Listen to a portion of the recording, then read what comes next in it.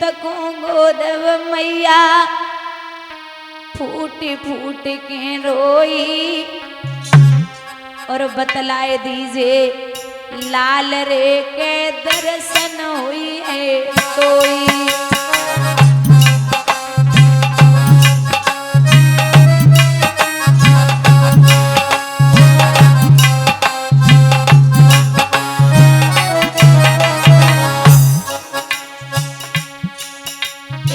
दर्शन हुई है तो ही बिहारी के दर्शन हुई है तो ही बतलाए दीजिए लाल रे के दर्शन हुई है तो ही।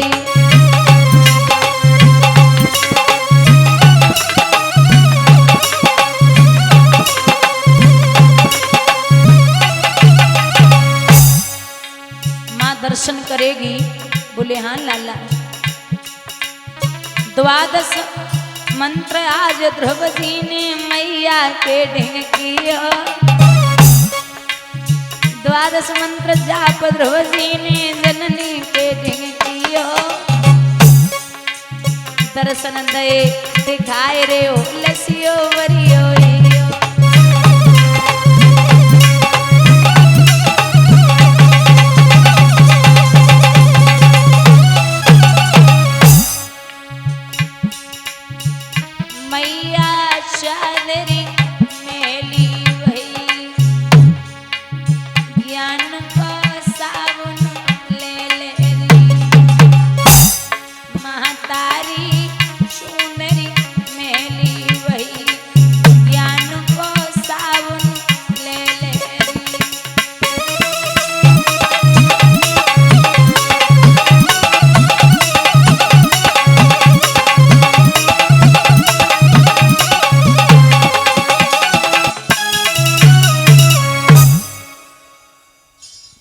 ध्रुव ने आंखों में फूंक मारी। द्वादश मंत्र जाप किया, प्रभु का आवाहन किया। भगवान ने दर्शन दिए। काहे कि मां वरदान मांगो तो काहे कि जब जब मैं इस जग में आऊं तो मुझे यही पुत्र मिले और यही पति पाऊं। तथास्तु। धीरे धीरे ध्रुव शादी के योग्य हुए।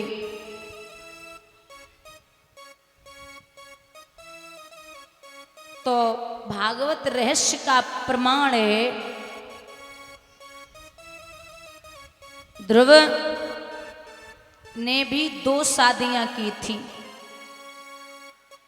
पहली पत्नी है शिशुमार की पुत्री भ्रमी। उनके 2 पुत्र हुए कल्प और वत्सर। और दूसरी पत्नी है वायु की पुत्री इला। इनके एक पुत्र हुआ जिनका नाम है उत्कल।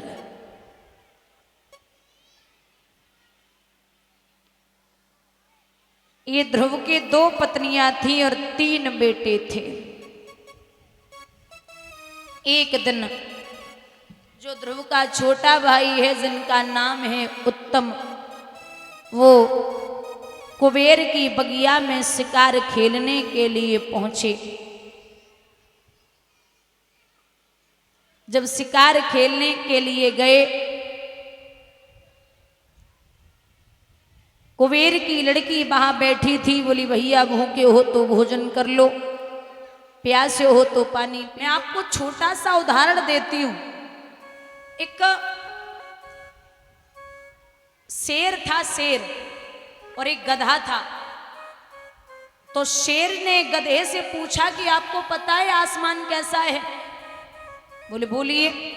तो शेर बोला कि आसमान नीला है। गधे से पूछा कि आप बताओ कैसा है?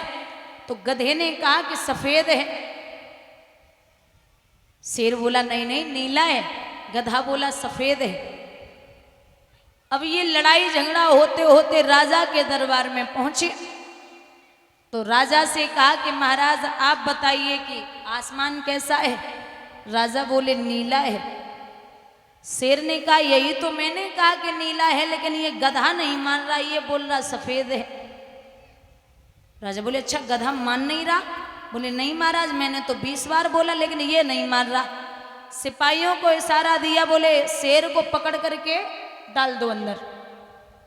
शेर बोला ये कौन सी बात है, मैं तो सही ही बोल रहा हूं कि आसमान नीला है, लेकिन मुझे क्यों डलवा रहे हो। राजा ने जवाब दिया तू बहस किससे कर रहा है, तू बहस किससे कर रहा। बोले गधे से। बोले इसीलिए तो डलवा रहा हूं, तू गधे से बहस करने बैठा, अच्छा व्यक्ति कोई ढूंढ लेता। बोलिए गोविंद भगवान की। तो ये आप किसी को समझा रहे हैं तो सोच लो कि वो कहीं ऐसा तो नहीं उसकी मानसिकता हो ही ना सुनने की, उसका मन ही ना लगे। तो जो मनु महाराज हैं और ब्रह्मा जी दोनों ने ध्रुव को और कुबेर को समझाया तो मान गए। जब माने, और एक बड़ी प्यारी लाइन आती है दादा कि विद्या पाए विवाद करे तो उन विद्वानों का क्या होगा। दादा वो करें अनीति निर्बल ही तो फिर बलवानों का क्या होगा। करें अनीति निर्बल ही तो फिर बलवानों का क्या होगा।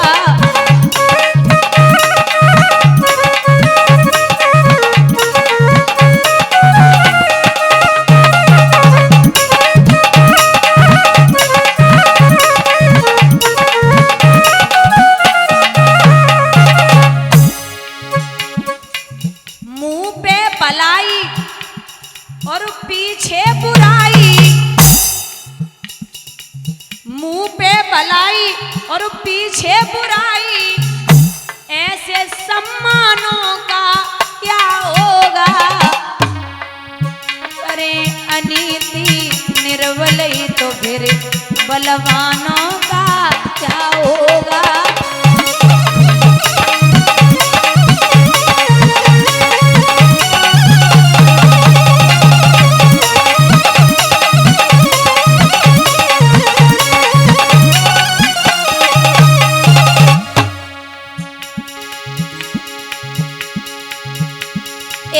दबे हुए जज के आगे,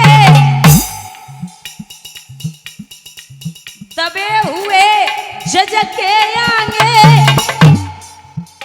सच्चे बयानों का क्या होगा।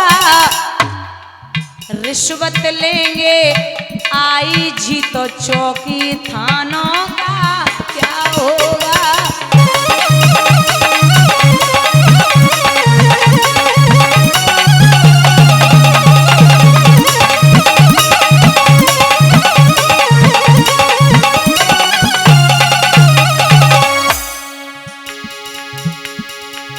बेटियों की हत्या करें ऐसे दामादों का क्या होगा। बेटियों की हत्या करें ऐसे दामादों का क्या होगा। माता पिता की सेवा करे न ऐसी संतानों का क्या होगा।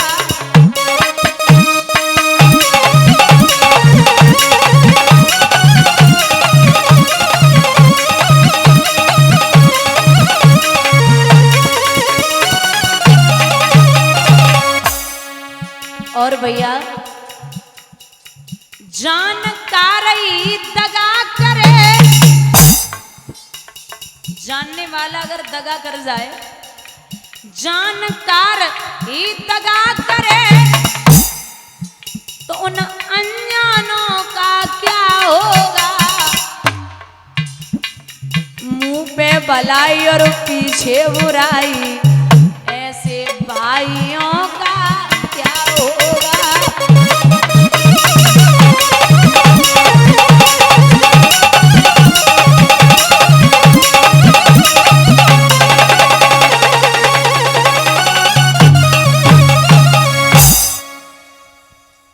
बार बार समझाया, मान गए।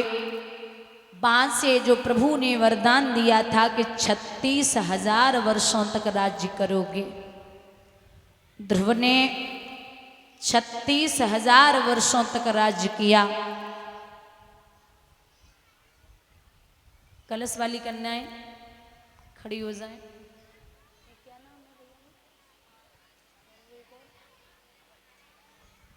और भैया सौरभ भैया जी जिनकी तरफ से माल्यार्पण हुई है, और विमल भैया जी जिनकी तरफ से माल्यार्पण हुई है, भगवान सुख और संपत्ति प्रदान करें।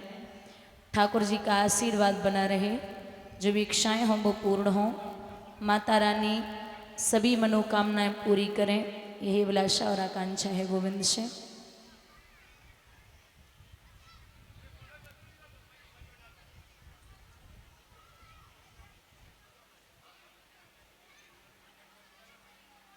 शांति में थोड़ा सा।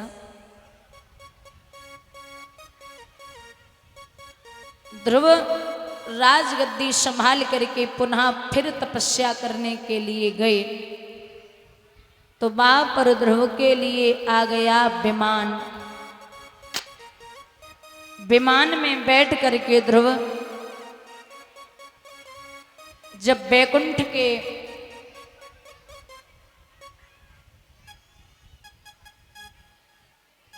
दरवाजे पर पहुंचे तो बड़ा स्वागत सत्कार किया गया कि प्रभु के अनोखे भक्त आए हैं, बड़े प्यारे हैं।